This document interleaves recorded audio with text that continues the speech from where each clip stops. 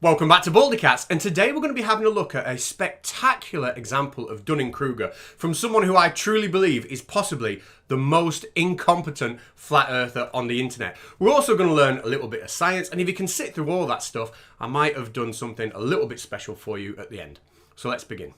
The reason people come to me and ask me what diffraction is because I get people like Conspiracy Cats on Tony's channel fundy muting the shit out of me when it takes quite a considerable period of time to explain to an arsehole what the diffraction limit is and how it destroys the fundamental premise of your Earth curve geometry, which ignores this limit. Now, if you're new to my channel, you might be wondering, why is there a flat earther ranting and raving about diffraction while simultaneously trying to insult me? Well, if you are new to my channel, here's a quick catch-up. This is Flat Earther Nathan Oakley. Welcome to Flat Earth Debate Live. And when he's not acting surprised about his receding hairline, as far as I was aware, the fringe had just gone. He likes to make up fairy tales to explain why boats disappear bottom up as they go over the horizon. True. The most spectacular shit he ever came up with was something called the angle of attack, which required only a floor and a wall to prove the greatest scientific minds that ever existed wrong, and show that the Earth is indeed flat. As you can see in this image, which I'll play a few more times, the gap as the camera lowers gets smaller as the angle decreases. The same as the bottom section on Ranty's boats. I've been Nathan Oakley, and I'll see you all in the next video. And he even claimed that his brand of made-up physics could be explained by something called the diffraction limit. His subscribers were eating at the palm of his hand. It was all going oh so well. Until he met me. It is a night that he will never forget. You see, I was well aware of the spectacular made-up shit that he was telling people about the diffraction limit. So on his own friend's channel, in front of his own subscribers, I humiliated him by asking him the simple question: what is diffraction? So there we go. So I'll ask one more time. What is diffraction? I'll give you 10 seconds. Go. What's diffraction?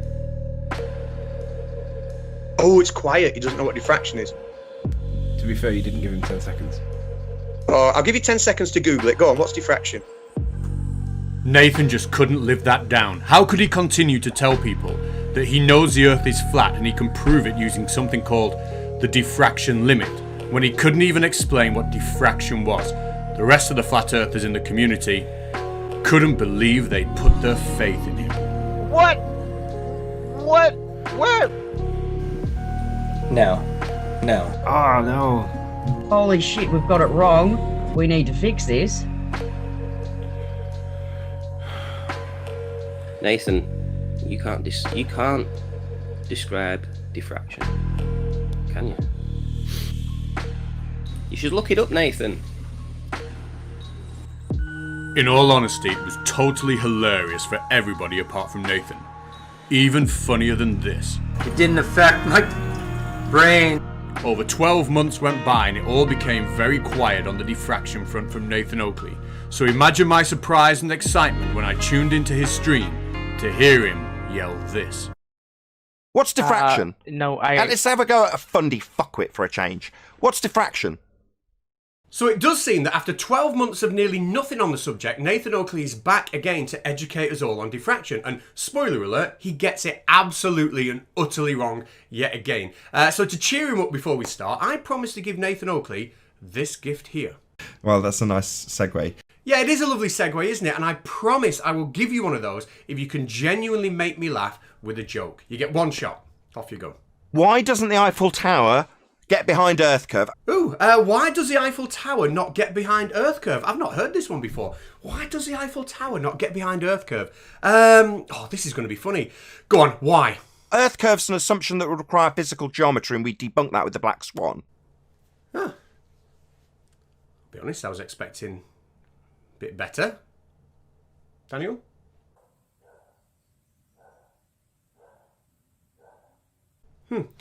So anyway, back to the story. This all started when a guest on the Flat Earth debate show asked a fairly innocent sounding question. If the Earth is flat, why can he not see the Eiffel Tower from America? So, if Earth is flat, why really, just seeing beyond the curvature of the Earth, but not just too far. Like if I live in US, I should have seen the Eiffel Tower in Paris. Now, the best answer a flat earther could have given to that question was that dust and water vapour in the atmosphere limits how far we can see to about 12 miles, and that's on a good day. But before any flat earthers start getting excited that I've said that, that clearly wouldn't result in a very clear, defined horizon, would it? But anyway, that wasn't the answer Nathan Oakley chose to give. Instead, he decided to invoke his old nemesis, diffraction. There is a diffraction limit, calculable with the Rayleigh Criterion. You are stupid. So it appears over the last 12 months that Nathan Oakley has learnt some new words, the Rayleigh Criterion being some of them, and with only the misplaced confidence and absolute arrogance that a flat earther can muster, Nathan Oakley is going to use them and try and make everybody believe that he now understands this topic better than every scientist who ever lives, because only Nathan Oakley can explain why it proves the Earth is flat. Welcome to the Mount Dunning-Kruger.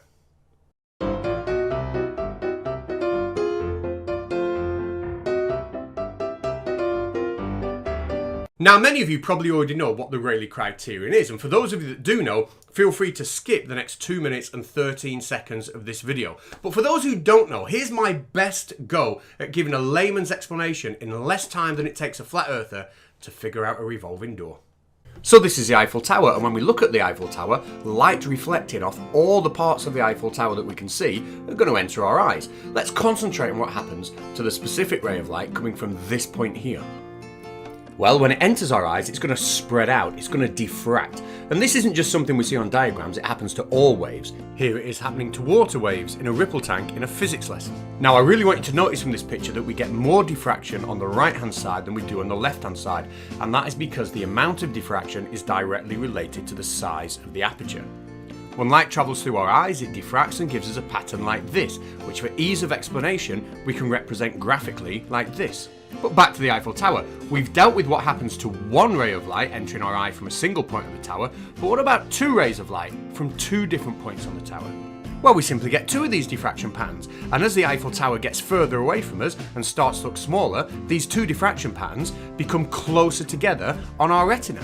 Eventually they'll get so close that they hit a limit that we call the Rayleigh Criterion, and if they become any closer, our eyeball is no longer capable of resolving those two objects as two different objects, and they simply blur into one. But if we can then increase the aperture of our eyes, or more likely the aperture of the telescope we're using, we can make these diffraction patterns become further apart again, and therefore we can now resolve more detail again.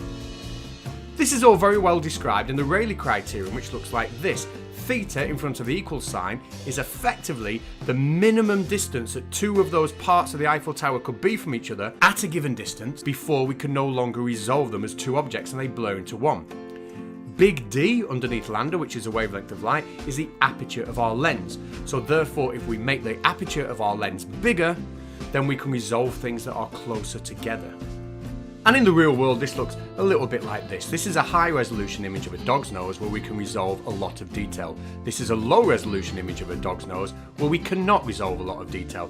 But notice, as the image becomes lower resolution because we cannot resolve as much detail, it is not disappearing from the bottom up like a boat. Right, now that's out the way, where were we? There is a diffraction limit, calculable with the Rayleigh Criterion. You are stupid. Ah yes, Nathan Oakley is about to educate us on why the Eiffel Tower disappears bottom up into nothingness as we move further away from it, and apparently it's all to do with diffraction. Except it isn't. And he's going to get it wrong. Again. Spectacularly. No, there's something called an angular resolution limit, based on the aperture of the thing you look through. Telescope, eyeball, camera. They've all got an aperture size. That dictates how big something will be. Wrong. Calculated with the Rayleigh Criterion. Is this something you're familiar with? Oh dear, Nathan. Wrong already. I couldn't care less! Alright, Nathan, calm down. Anyway, as we've already discussed, the aperture of the lens affects resolution, not the size of the image, which will be magnification. What dictates how big something's going to be is going to be the magnification, which is dependent on the focal length of the lenses used, not their aperture. For example, going back to the dog's nose that we saw before, both sides of this image show the dog's nose being magnified. But even at equal magnification, these two images are showing different resolutions because magnification and resolution are completely different things, Nathan. But anyway, Nathan, you got away with it. Nobody noticed. Everything is okay. Just don't say anything else about diffraction and you'll be fine. You don't even know what diffraction is. Why are you asking me with your assumption that an Earth curve edge, which we've debunked with the black swan, gets in the way, and presuming that you can see the Eiffel Tower forever? That's absurd. It's so stupid. Why would you think that you can see things forever? You've got an angular resolution limit. The point that things diffract. Wrong. I'm sorry, Nathan. Did you just say the angular resolution limit is the point at which things diffract? No. No, I think you did, didn't you? Let's just hear that bit again. You've got an angular resolution limit. The point that things diffract. Now, this is so spectacularly wrong and demonstrates such a complete lack of understanding of the topic he's talking about that I think he actually beats this guy for the award of being the most confused while using scientific terminology. Mass is identical to weight, but this weight is space weight. Now, Nathan, here I have no idea what you're trying to say, but it's not the objects that diffract. It's the light coming from the object as it passes through our pupil. And you don't need to be at the angular resolution limit for it to diffract. It just seems as though you've taken some scientific words and then not bothered to check the order in which they are just falling out your mouth. Here is water diffracting. Does that mean that this is an angular resolution limit? This is light diffracting. Does that mean that this is a picture of an angular resolution limit? Or do we remember that in the real world, the angular resolution limit is reached when two diffraction patterns coming from two different points on the object become so close on our retina that they can no longer be resolved as two different objects. And just for Nathan, the limit of our resolution occurs when the primary maxima of one diffraction pattern sits directly above the first minima of the next. Now, as the debate goes on, Nathan gets more and more arrogant while simultaneously starts making less and less sense. It was truly something to behold. Why are you talking through me? You fundy moron. You don't know what diffraction is, you complete idiot. There's a limit that you can see things at. The point that they disappear. The point they diffract. Wrong. The point that you have interference. Wrong. Wow.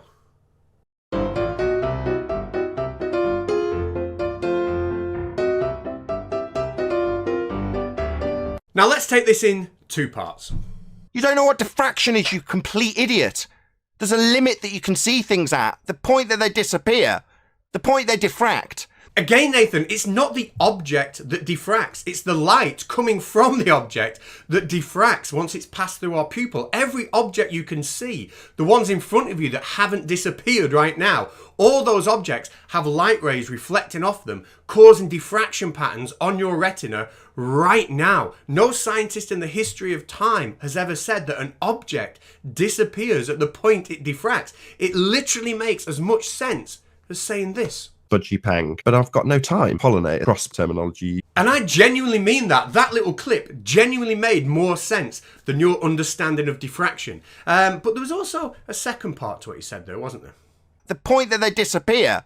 The point they diffract. The point that you have interference. So Nathan has also obviously heard the word interference and now wants to tell us that objects disappear at the point where interference happens. Now, of course, this makes about as much sense as a poem made by emptying a Scrabble bag over a lit bonfire. But seeing as he has heard the word interference, let's help him out with how he might want to use that word in context in future. When a wave diffracts through a gap, it's said that every single point of the wave inside that gap acts as what we call a Huygens source, which I've just pronounced wrong. In that case, it means that these yellow points here each act as the source of a brand new wave, and it's these waves that interfere with each other to produce a diffraction pattern. And we can also see interference in situations like this, where two waves from two completely different sources meet and interfere constructively or destructively. But as Nathan goes on, he doubles down on his own ignorance and with his next comment cements his place as the king of Dunning-Kruger Mountain. You've told me Earth curve gets in the way of the Eiffel Tower, having absolutely no knowledge of things diffracting into the distance. It's absolutely pathetic. Now, this is the part of the show where I need a little bit of help, and that is because the term objects diffract into the distance is so scientifically illiterate. At this point, I honestly don't even know what he's trying to say. What I do know is that this man is taking people's money on the internet through super chats, telling them that his understanding of diffraction destroys the idea that the Earth could be a globe. And yet he still can't grasp the basic idea that it's not the object that diffracts, it's the light coming from the object that diffracts when it goes through our pupil. But hell, maybe I'm wrong. Maybe objects do diffract as they move into the distance. I need some help. Conspiracy cats. What does it mean to say an object will diffract into the distance? Who says that? Exactly, that's just what I thought. Who would say something as stupid as that? But let me check in on a physics expert as well, just to be sure. Can you tell me what somebody means when they say an object diffracts into the distance? What does that mean? It means pretty much... What's your guys' policy on language use on this channel? It pretty much means fuck all. There's no meaning behind it whatsoever. Yeah, maybe I was right after all. Now, let's finish off by helping Nathan Oakley cement his place in the Dunning-Kruger Hall of Fame. You see, there's not a lot you can really admire about this man, but nobody can say he doesn't know how to misplace his confidence and leave it there. Do you feel stupid? You should. No. Why not? You don't know what diffraction is. You don't know what the diffraction limit is. You don't know what the Rayleigh Criterion is. You don't even know what that word means. I get accused of not knowing what diffraction is, even though I've been detailing it for 3 straight years.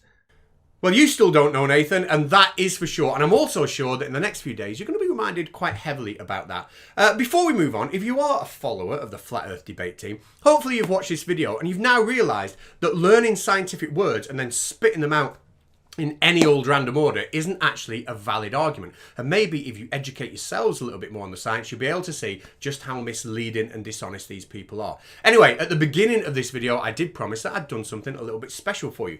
So here is the return of the Flat Earth Debate team reprising their roles as the A-Team for episode 2. Now, in this episode, the Flat Earth Debate team are about to be kicked out of the high school science club. And the reason? They can't describe diffraction. Enjoy. If you've got a science problem and you're not really bothered if you get the wrong answer, then maybe you should call the Flat Earth Debate team. As Hannibal Smith, it's the Flat Earth Debate host, Nathan Orky Corky Jokley. As the face man, who else could it be? Only our globe hero himself, Ranty Flat Earth. Only one person could ever fill the boots of Howling Mad Murdoch. Have you guessed? Oh yes, it's our old friend and host of Flat Earth Early Bird, Arwin. B.A. Baracus can only be the Quantum Eraser. For fuck's sake, man! If you're not out of here in a half an hour, I'm gonna wreck your trucks, and I'm gonna wreck all your guys. Okay, Nathan, if I may have your attention for a moment. But Nathan doesn't want calming down. You tossers. And it seems that Quantum Eraser has turned up just to make things worse. And then the inevitable happens. You don't know what diffraction is? I couldn't care less! For fuck's sake, man! What's diffraction? The fighting spills over into town and the guns are out, but Ranty Flat Earth keeps them at bay with his petrol bombs. Oh no. After the fight, Nathan goes to a bar to calm his nerves, but it's there where he bumps into his greatest nemesis. Conspiracy cats. Oh, hello, Nathan. You still don't know what diffraction is. That's basic stuff, I think. Well, you keep getting it wrong every time you talk about it, so I'm going to lock you in until you learn it. Nathan starts to get worried, but Quantum Eraser has his back. For fuck's sake, man! In the resulting fight, Nathan and Quantum Eraser draw upon all their scientific illiteracy to help them get through. Crayon munching Mr. Magoo. Gravity is not a force! You don't know what diffraction is? After the fight, the rest of the gang realise it's about time they told Nathan what they really thought of his scientific ability. Nathan, you can't describe diffraction. And Arwin makes his feelings about Nathan clear. It's just disgusting. This sends Nathan into complete meltdown as he now realises there's only one question anybody on YouTube will ever ask him again.